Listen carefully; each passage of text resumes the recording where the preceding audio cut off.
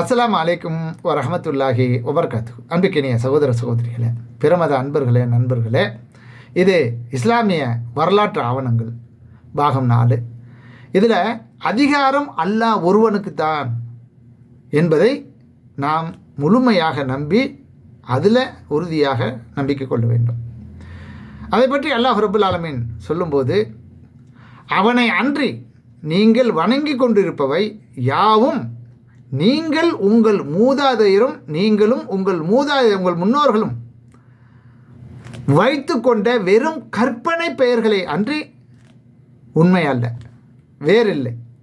அவற்றுக்கு அல்லாஹ் யாதொரு ஆதாரத்தையும் எந்த ஒரு ஆதாரத்தையும் இறக்கி வைக்கவில்லை. அவர்களுக்கு சக்தி இருக்குது, அவங்களுக்கு சக்தி படைச்சிருக்காங்க அப்படின்னு சொல்லி எந்த ஒரு ஆதாரத்தையும் இறக்கி வைக்கவில்லை.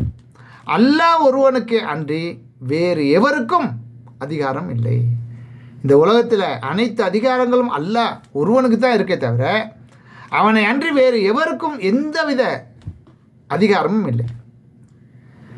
அவனை அன்றி வேறு எவரையும் நீங்கள் வணங்கக்கூடாது என்று அவன் உங்களுக்கு கட்டளையிட்டிருக்கிறான். இதுவே நேரான மார்க்கமாகும். ஆனால் மனிதர்களில் அதிகமானோர், பெரும்பாலோர் இதனை அறிந்து கொள்ளவில்லை, இதை பற்றி சிந்திக்கவில்லை.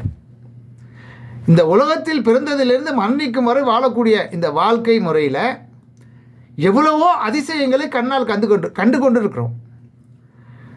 எவ்வளவு பிரச்சனைகளை நாம் நேரடியாக பார்த்து கொண்டிருக்கிறோம்.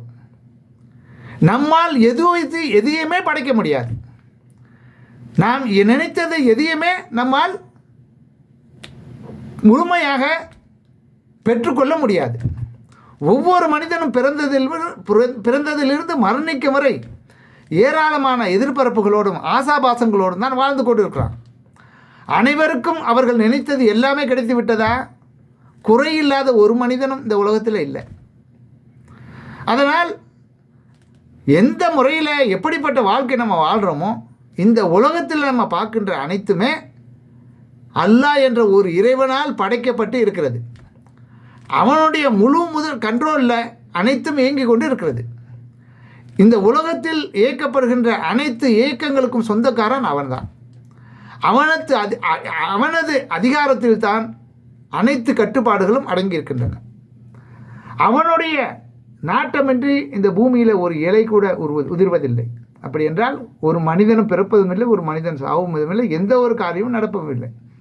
ஆக அனைத்துக்கும் முதல் காரணம் அனைத்து அதிகாரிகளின் கையில் வச்சிருக்கிறோம அந்த அல்லாஹ் ஒருவன் தான் என்பதை முழுமையாக சிந்தித்து உணர்ந்து கொள்ள வேண்டும்.